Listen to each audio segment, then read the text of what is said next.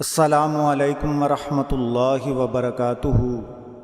ہر قسم کی پریشانی اور بیماری سے نجات کی دعا۔ روایت ہے کہ حضور نبی کریم صلی اللہ علیہ وآلہ وسلم نے فرمایا،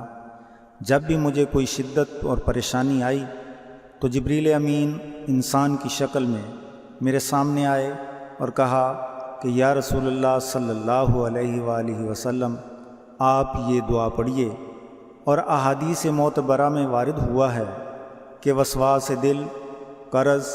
پریشانی اور بیماری کے دور کرنے کے لیے اس دعا کو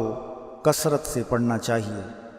دوسری روایت میں ہے کہ ایک آدمی نے حضور صلی اللہ علیہ وآلہ وسلم کی بارگاہ اقدس میں بیماری اور تنگ دستی کی شکایت کی تو حضور سرور کائنات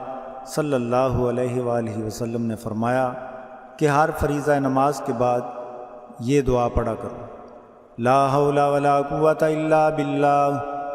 توکلت علی الحی الذی لا يموت، والحمد للہ الذی لم يتخذ صاحبۃ ولا ولدا ولم یکن لہ شریک فی الملک ولم یکن لہ ولی من الذل وکبرہ تکبیرا، لا حول ولا قوة الا باللہ، توکلت علی الحی الذی لا يموت، والحمد للہ الذی لم يتخذ صاحبۃ ولا ولدا ولم یکن لہ شریک فی الملک ولم یکن لہ ولی من الذل وکبرہ تکبیرا،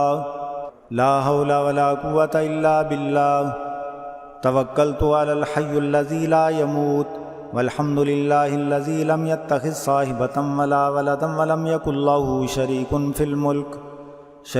فی الملک ولم یکن لہ ولی من الذل وکبرہ تکبیرا، لا حول ولا قوة الا باللہ، توکلت علی الحی الذی لا يموت، والحمد للہ الذی لم يتخذ صاحبۃ ولا ولدا ولم یکن لہ شریک فی الملک ولم یکن لہ ولی من الذل وکبرہ تکبیرا، لا حول ولا قوة الا باللہ، توکلت علی الحی الذی لا يموت، والحمد للہ الذی لم يتخذ صاحبۃ ولا ولدا ولم یکن لہ شریک فی الملک ولم یکن لہ ولی من الذل وکبرہ تکبیرا۔ کوئی قدرت اور طاقت نہیں بغیر اللہ کے ممکن۔ میں نے توکل کیا اس اللہ پر جو زندہ ابدی ہے اور وہ ہرگز نہیں مرے گا، اور تمام حمد و ستائش اس اللہ کے لیے ہے جس نے نہ کسی کو بیوی بنایا اور نہ کسی کو بیٹا، اور نہ اس کی حکومت میں کوئی شریک ہے، اور نہ وہ کمزور اور عاجز ہے